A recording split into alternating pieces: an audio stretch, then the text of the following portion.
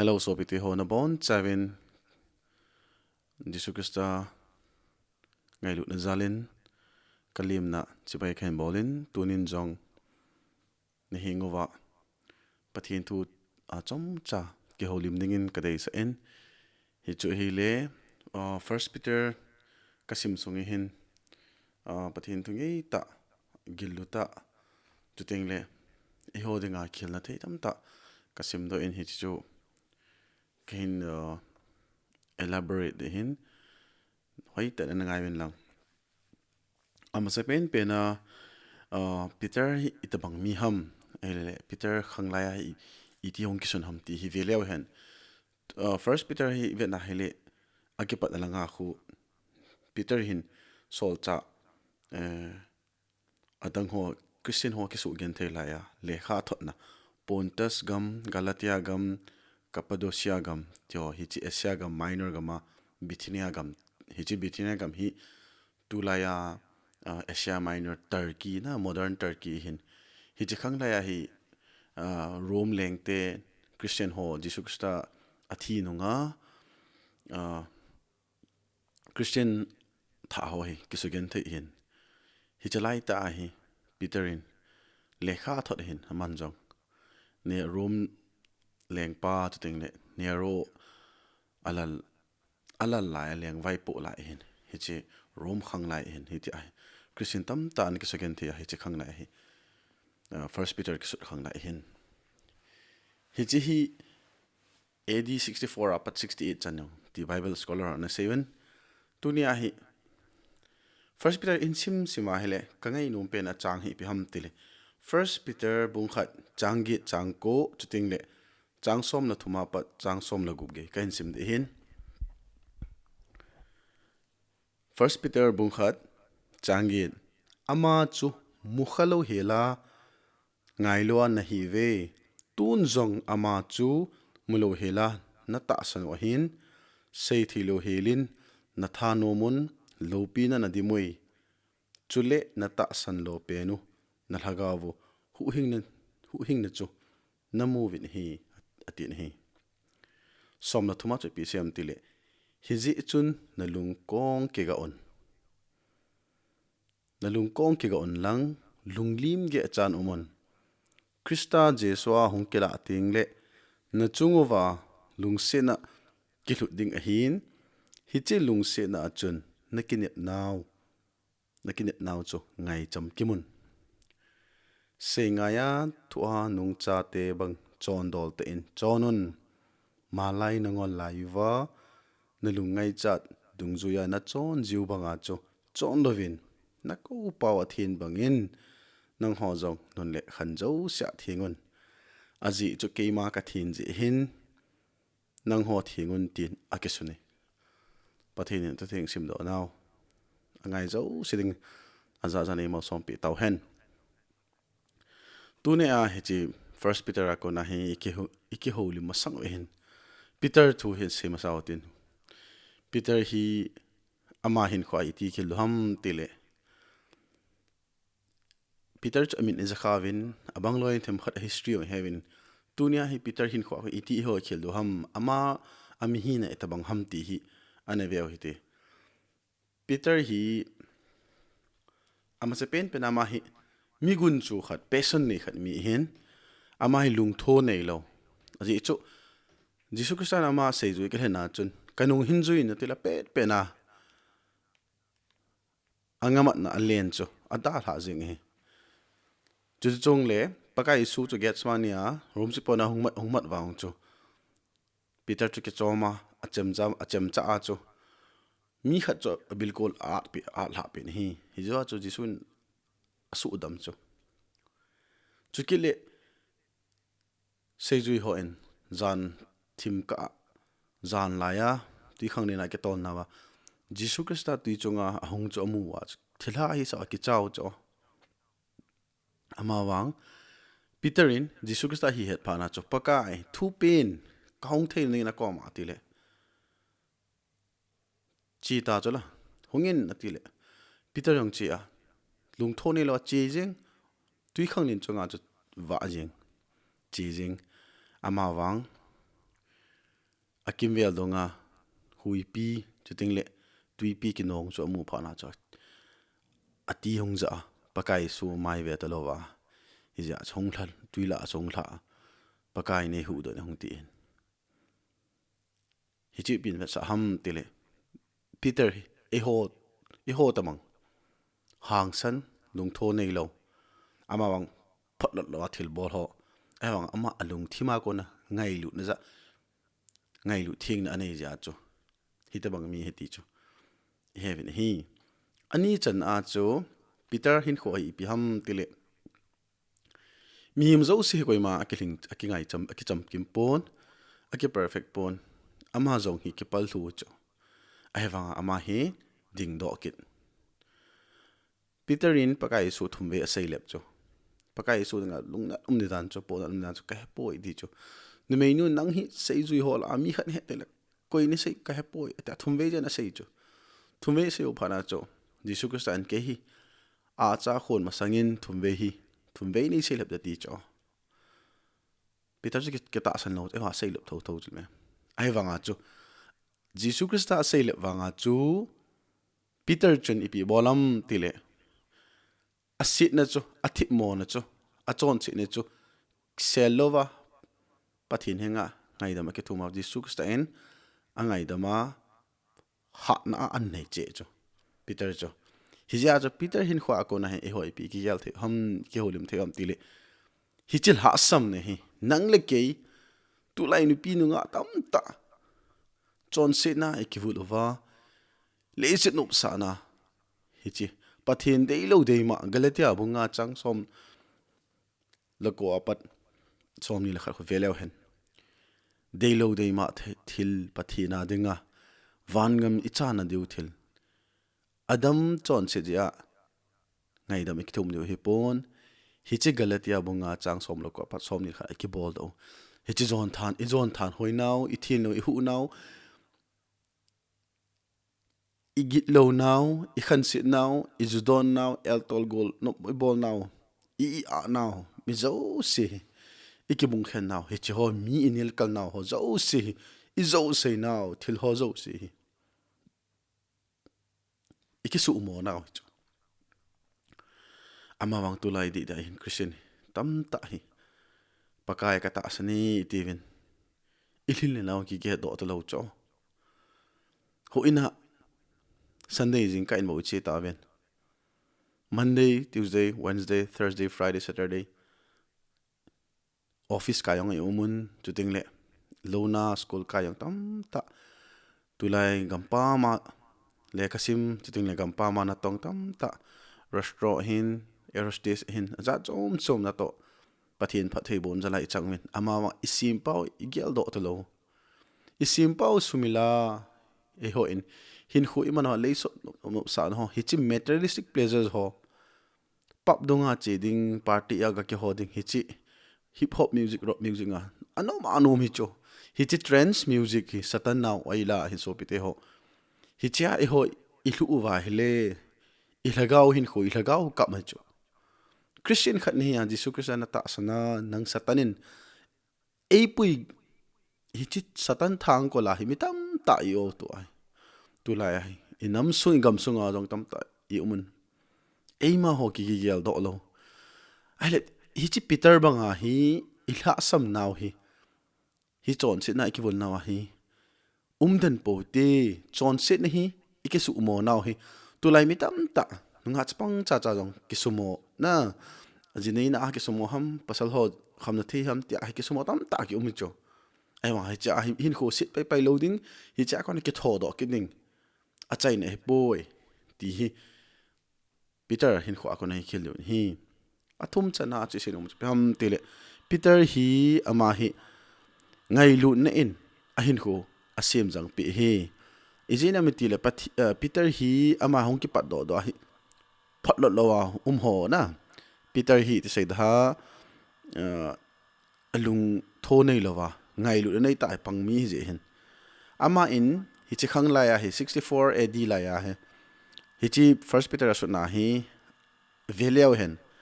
akipat na chu lung thon se da kho te tut ho chom cha ho hi cho ai wanga hi vele hen ama first Peter sung ave na hi chom cha lungnem ta chu miching ta hi na chu tila ngai lut mi ngai lut na sata ki mu chu ting le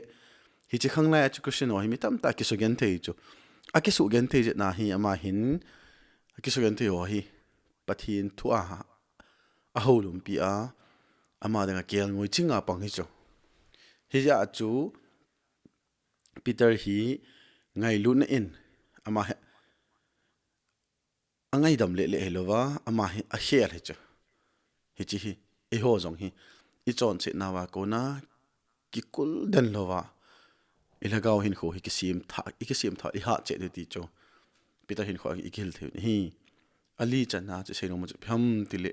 Peter hi ama alung hat na atho hat na chuting ne Krista adeng hang san ta apan ne hi chi Pentecost zowa hi aman amu ta cho hi chi ni mei khat so ni mei khat na ma he aki cha cho pham tile to a he Peter hin thang phong ta pathin thu asa phong le ta cho chuting le ho hil pi ho jong abon cha akinil pi ngam ta cho hi che masang la ya Antioch Christian hong kiti masanga hi chi ho bung ho early church ho hi aman anapui ho hi cho achai ne ke ya Peter cho sei ju yo tam ta ho cho koi ma thi phan thi po ven na aji cho mo ho ibidanga thi pha thi lo ham ti le hi chi khang lai chu rom khang lai chu mi pi chu jisu Christ thi yo pha na mi tam ta hi Christian hi waves ma cho revival che Pentecost ni a ko na thi tu nya na ho ko ma so Peter ka sei no pe ham ti le tu hin minute ni ga king ga na bol zo se ho ga thi min lang ka te sei ga ngai leo chun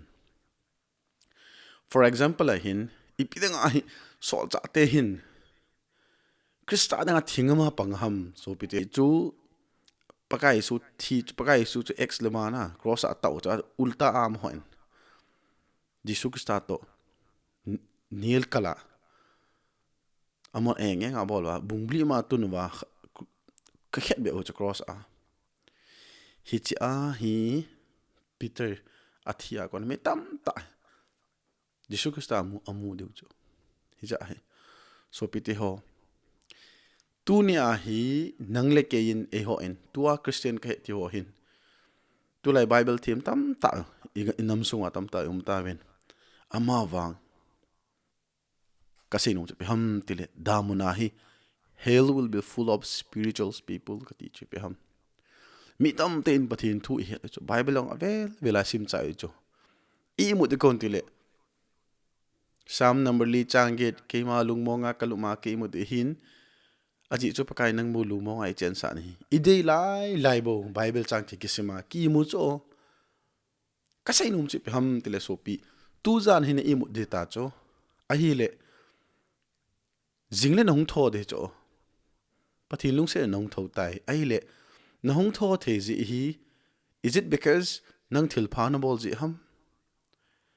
nangina thil pha bol dan cho pathin lung to kha na hin ham a hi poi eima ho chon phat jiwanga hi poi so pite ho pathin ngai lut na hu hing na plan hi salvation plan of God hi mi zo si wa no ya hi hu hing na changte te hu hing na thu mu te hen cha pathinin ei koi pe so pite ho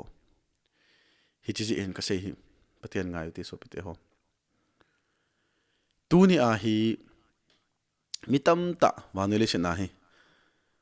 mere Christian hi uta cho amin mai me a Christian tu a hi Christmas hong de ta cho November ki chai ki da December 25 amitam ta gale to long inei na layu tu a long igam wa a hi le Christmas a hi na sta ki go ta cho Christmas iti mang do ham ta hi YouTube ma ka ga be chele mitam ta lung na sta ki go cho kewang ka khwa ka man de he kewang hilanga pe ka man hilanga ka man de vo sat ne de hin iga agel wale to ai tu lai masanga Christmas in man to tu lai Christmas aga man de Kihil ka sa ta cho Jesus Christ hi na di ta hi ni ting le I Christmas man hi len khom to vo sane le la ki chai sa po te so pi te ho chi topic hi ni dang le hin saying ting Christmas iti Christian hi na iti le ki mang le hin kho dinga phachum da ham ti hi e ho ngai na a ti a mun chom agam pa ma hong do a chang pola to a pa kai pi ni kho hong ki tai ti sa a len kho ma ti angui che na sa ding Christmas New Year sa to ki chai the na hi ti as a se da kum hung ke dinga Hornbill Festival ho banga hi ti a hi ga ki chai sa lo di e mal hagaw de il hagawa mi chon hi a hele pakai Isu Krista ilung sunga pin sa te ding chi ti hung pin dham e ma ko na hung do lo wa hele ai thei poi so pi te ho hi ja chu tu ni a hi Peter hin khwa khoi ti kel du ham ama sa pen na chu pathinin mi hi very simple ho na milham ho ya ko chu tu atam zo hi velew hin pathin tu se ho la ho hi velew chun aphamo cha zukham chitele drug addict chitel mi chon si cha hi pathin aman cha atam zo he kati ibije aham sangan in Jesus Christ sangan aman hi chu ai aneo sa ben very humble pakai su jong Bethlehem mo ina hong ping chu keneo sa ta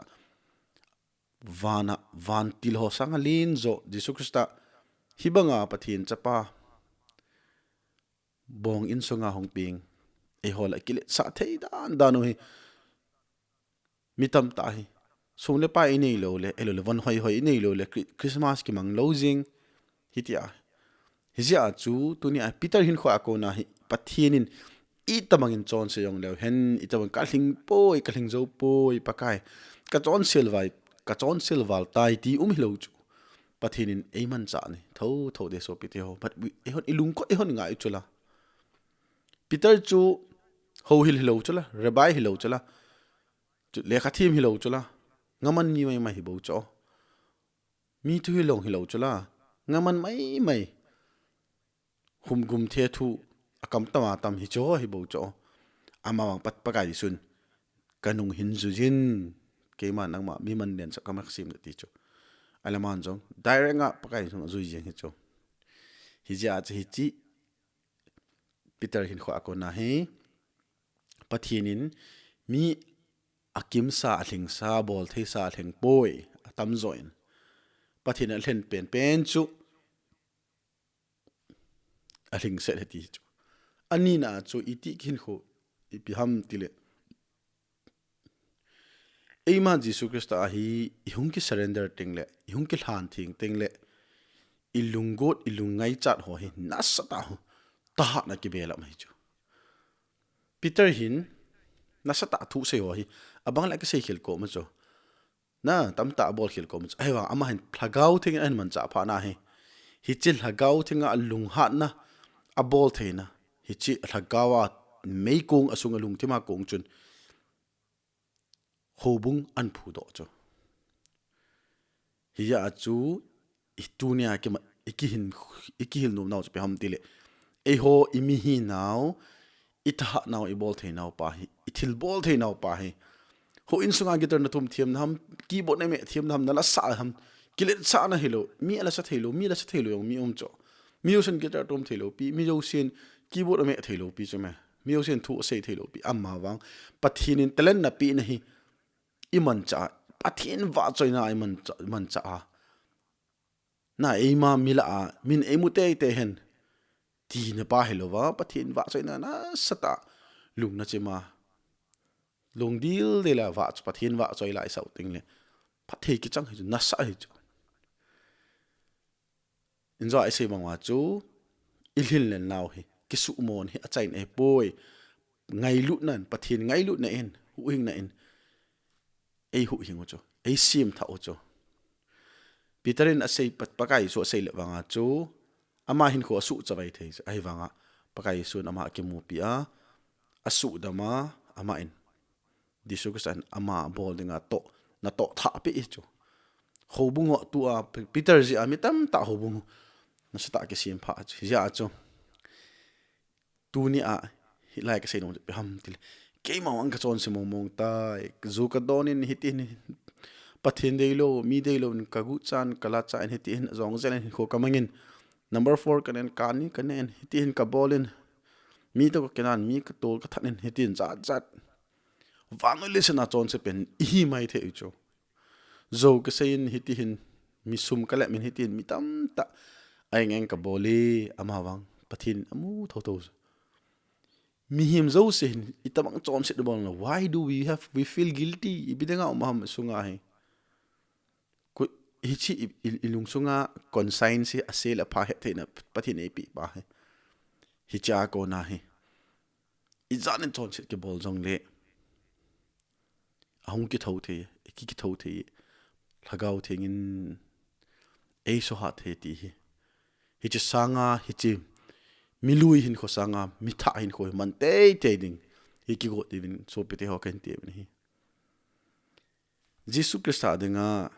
kathing sak tai koi ma ke sei po hin ni te na hi satan ya ban chom hi thin kho za chong um de cho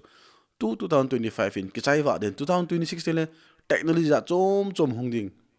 scams tam ta scammer han lang jap chom mi him lung thim su boi thei robot AI technology za chom hong ditan mi him hoi za nen hin lep tha do ham ke ta poi ama wang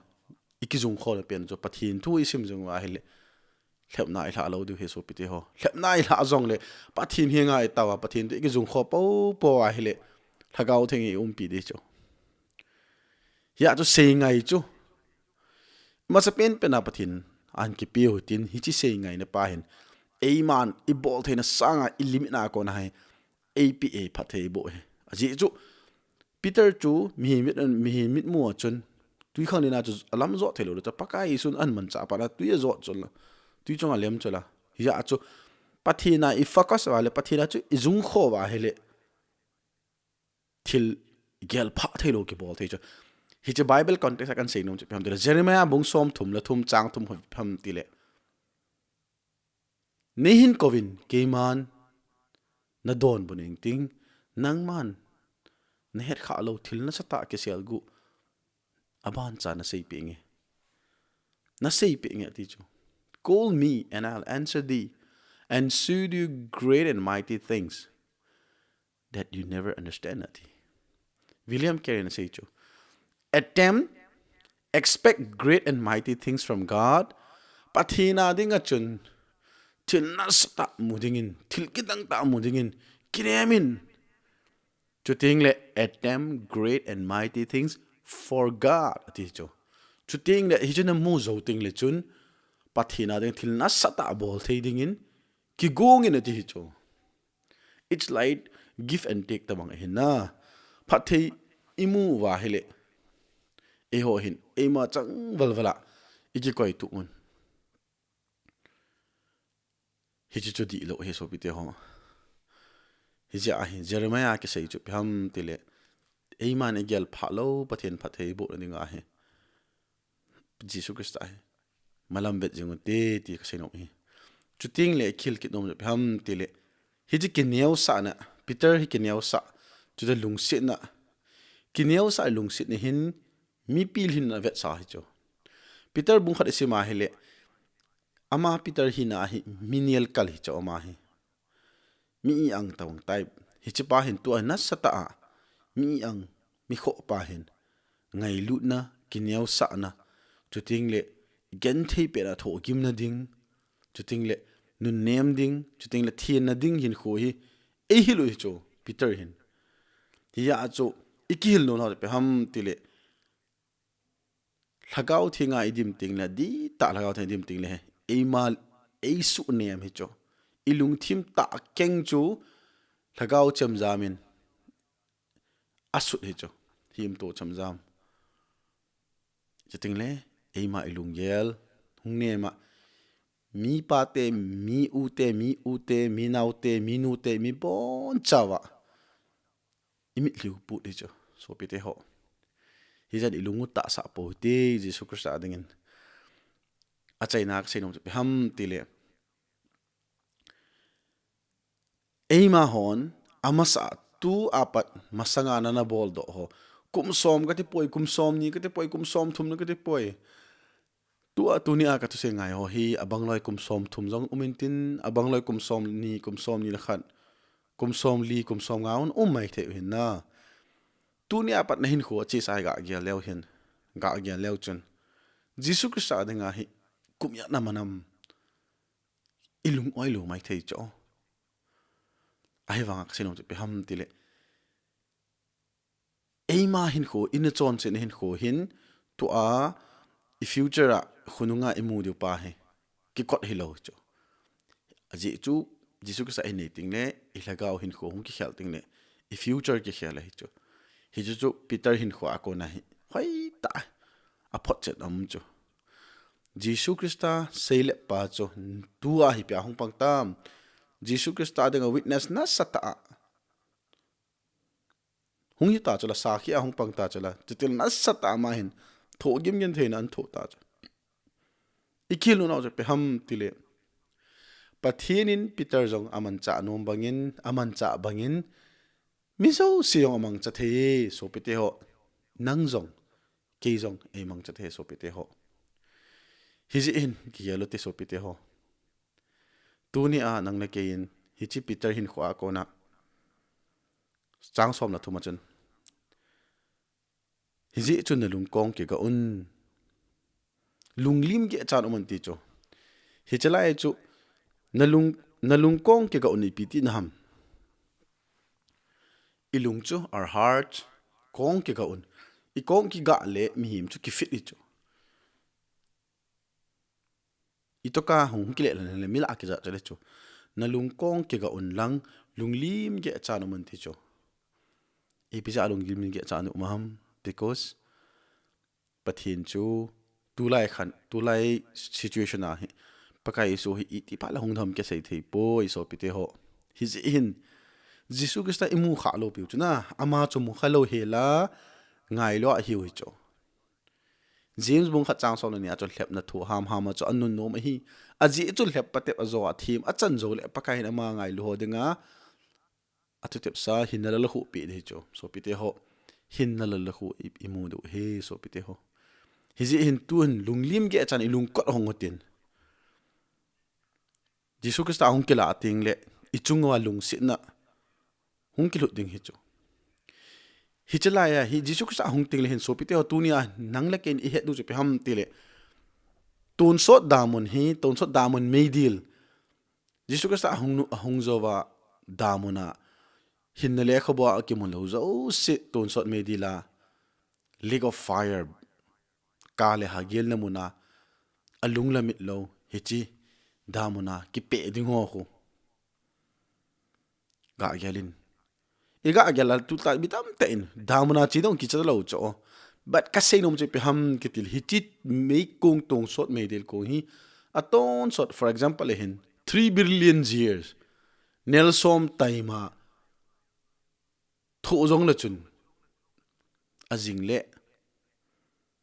me kong la na tho gem yan thei tho ding ibisi ham tu ni hi chu tu ki ti nanga hi chu jingiri satana chu tu ni hi pathi na dinga hu hingin kho hi nailam cha pe nin pakai chu holin mu thia pe nin pakai chu holin nailam cha pe nin pathin chu koven ati hi chu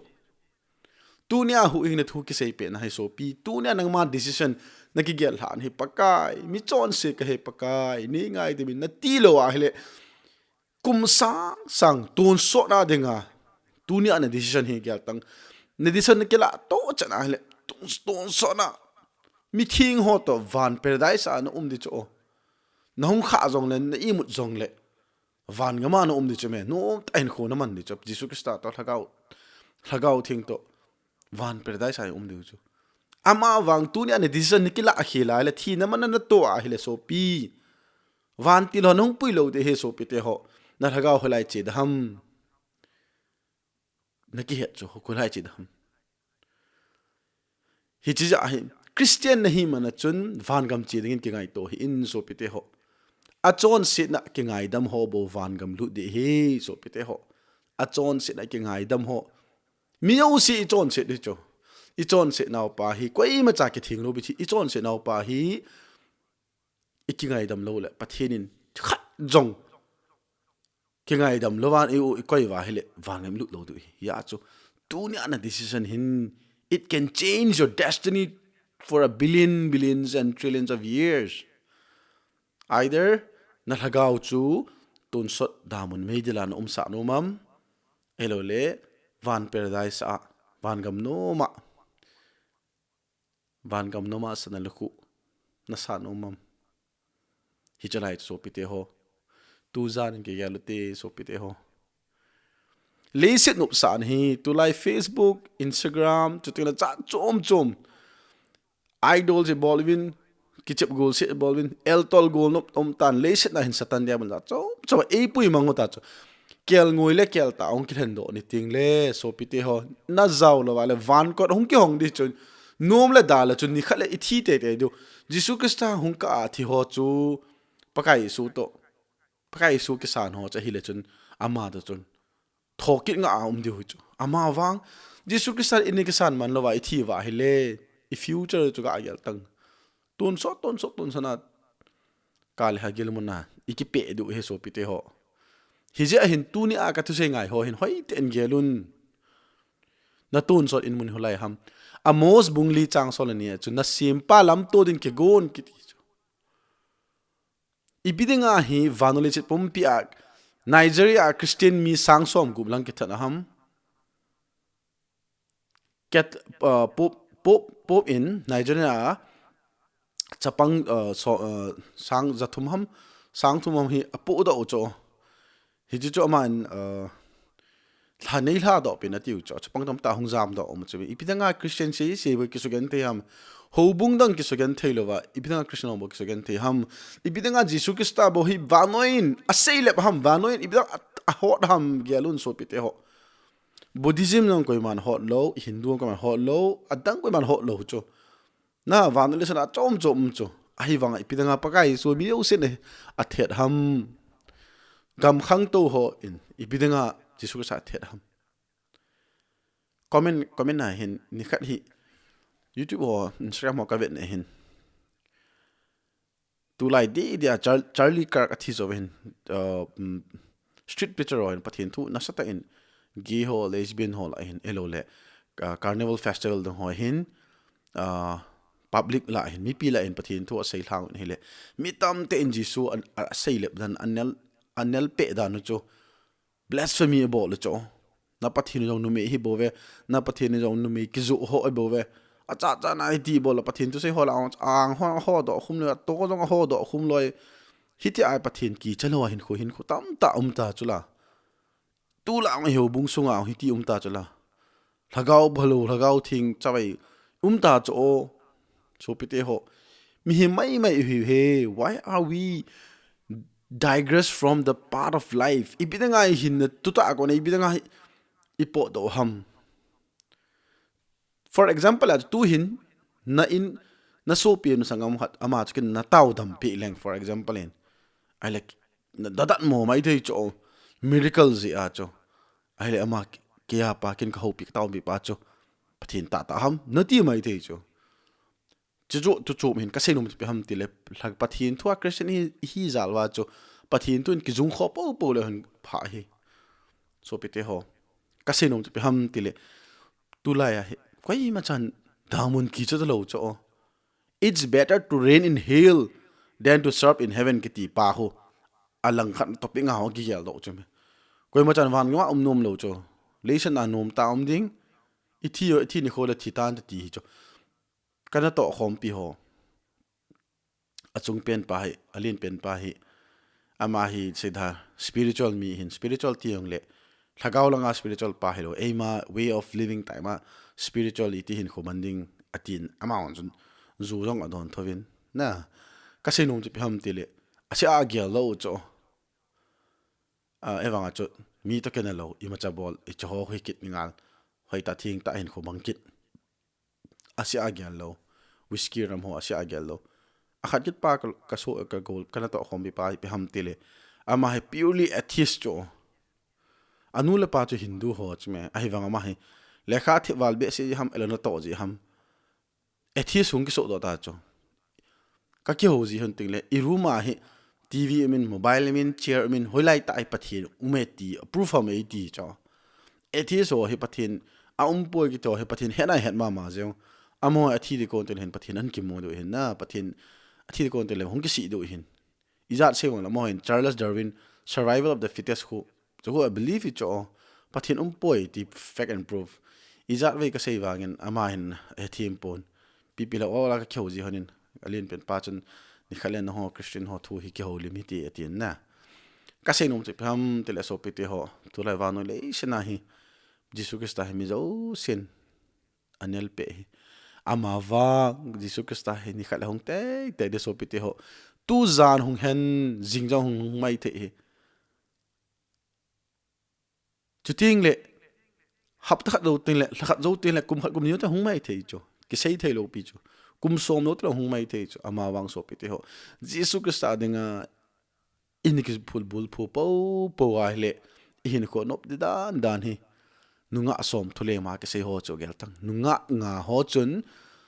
mo in nei pu hong ne nga cha thau a ke nu cho adang ho chun a ke wa mo ni pu hong pha na cho hong ke sa pha na cho thau nei te lo pu cho la alam vai tau cho la mu thim la tholai chi diu hi chi thule ma hong paten ve le hen nunga nga ho chun hi no mam or nunga nga thau ke nei lo ho chun hi no mam hi ji en ka sei no pham tile tu lai e ho Christian la ang denomination tam ta chume hoi chi denomination hi jong le tu lai aphung phunga kuki ka ti poi mizo ka ti poi athado ka ti poi mar ka ti poi paite ka ti poi wifi ka ti poi akui hi jong le naga ke nang hoi chi hi jong le Christian khat hi vai le pakai su ho chana e hol hu sung di dia ho bung aphung phunga ho bung ki nei cho khosung khosanga yang ho bung i thum chen ki nei chume ipi ho wam pathin kyo ki cho iga ge nui za ram chula ki kyo ga ki kyo ki ji lo chume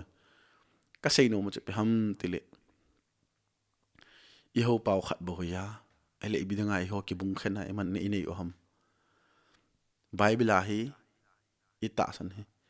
i ho chon phat wanga van ngam lu de hi pon pathin ngai lu na Jesus Christ tisan hai hung lat do hi Jesus Christ ein ke lat dam ha hi le so pite ho nang jong na lat dam hin ke ong lat dam hin na mel ma jong angai dam hi cho Jesus Christ ka nei tai Jesus Christ ka ta san dai na ti le koi ma cha na the thailo hi so pite ho aji cho pakai sun Calvary cross a Golgotha a thing pel a ke puna chu so pite ho Gethsemane a ti ul lung lewa nasata azana tao cho atho gim gen tha jinga de ke mo chume ai la ga yal tang Calvary cross a pakai su a khut thingkel ma ha a khet be hu iga amule so pite ho na so pi tu gal muna jong tu lai mun chi a hi na so pi ki that a na so pi na nu me ho hi ti a hi hunuma ke bola na pun na hu hing pu na lagau hu hing pu van gam na podi na puilu thading Jesus Christ Calvary cross nang le ke ji a hu hing na denga hong ki pi do hi na lung selo ham na po na lo ham so pite ho Christian khat khet na ti in itivin Jesus Christ hi inel pe ve so pite ho hi ja jo pakai su van gama hong ting van la jora van til pui ho janel ho ta hong ting le mitam ten pakai ko ma pakai namina thila ka no do lo ham namina kaw song ka no do lo ham namina thil kitang ta ka bol lo ham anti di chu mitam ten ho hil tam te dan sei dit nam nang ma mina pathin mitam ta ka hu hing sai lo ham nang ma ho bung tam ta church tam ta ka phu do lo ham Nepal gam hoilai gam gama misria ka che lo ham pakai ati du chu Jesus Christ pi sai dham so pi ke pa me nang zala mitam ten pathin an ke mu zalen keima ke mu zalen hui anai je un ka ke pa e ama wang nang man keima to personal relationship na nei poi keima helan sum na ngai lun na hobung min thu a sei sa nom nom bo na satan ho bung mi in a day de bo na Satan hichin nang man tolok ma na ke man cha na tulai ho bung tam ta pathin tu sei ho in sermon angi ta sei wen ama wang Jesus Kristan ho bung mi ten angi lo sei kha hen lang hile ke boy ki ta chula mi na chu di chu ai wanga pathin in kial ngoi ching ho he pastor Elvis na lan sim chu vo pastor evangelist na kial ngoi ho kim nam ni khat le pakai sun hin do doi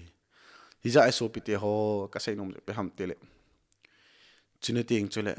disu ka stan keima nang ho ke pa poi anti di chu hi chini a van gam kon hi hong ki kha khum di khu po na am di dan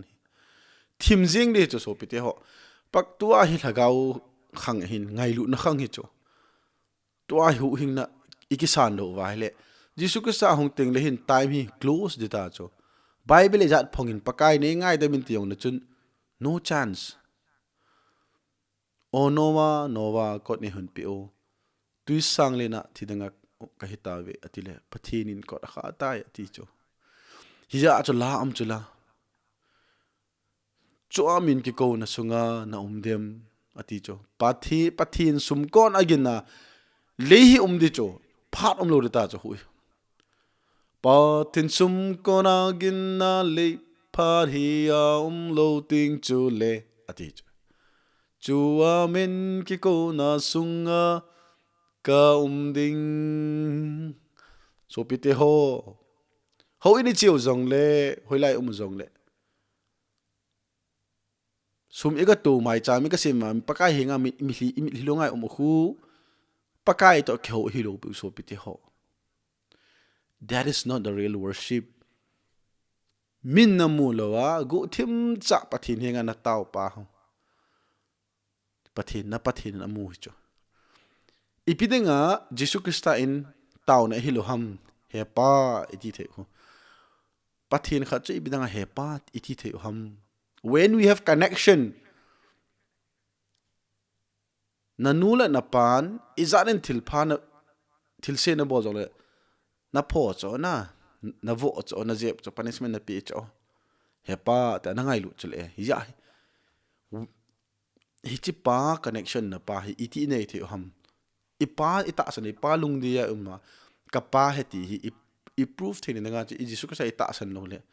i taw na mo taw na mai chu hi ja cho taw na hi pai ta iman jinga hele pathin thu isim jinga ni sia ke yong office ka kai ting le hin amat ki pat pe ne bible ka ki choi ji in pathin thu ka sim jin kol hola ka sei nong chi ham tele so pi te ho pathin na hin efisia bungup chang som na siya kholang ho bele hen pathin thu hi lagau chem jam hi so pi te ho pathin thu to ki khen po te so pi te ho pathin thu to ki khen po pathin du i bidanga Christian khat hi na isim nom lo ham because we don't want to establish a good relationship with God pakai ji su to kala sameti nei cho hinana nei poe ka ti lo pi ilha asam na hi cho ilha asam na ko na che idin no ke wa satan chu nasata ataw ne manwa pakai tu ni ahi hi che tu thing ka sim di hin kalhagawa ka kin kalhagaw hin kho ahi kahal na de nga hi pathei ni bo in ti ngai chu God knows everything pathin in thil zo se he chu lung thim ngai cha zo se na gen na lung na in sunga na gen theina na sum ngai cha na boy ni na dap ta sa na mo na pile pu na dam mo na ham nu la pa dam mo na ham ni in sunga boy na ham hi zo se he chu ama wang pathina denga na ki zung kho ting le pathin he cha chu ya pathina thang ba na jing na pathina ki pe jing na psalm number jakhal som la ko asaw pen hin na hi cha chang 101 he na tu sei kanit na dingin thil sia konin ka kang se ti chu hela hi to ika ethilek ikang se na wam so pite ho achai nan ka sei nom chu ham tele so pite ho tu ni first Peter hi che bung khat ka se mai maya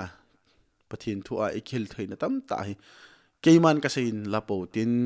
thlagau pathin thlagau thengin nang ho denga tu ni Peter hin kho akoni iti gizil te ham tin nimit singun lung timin ki galun lang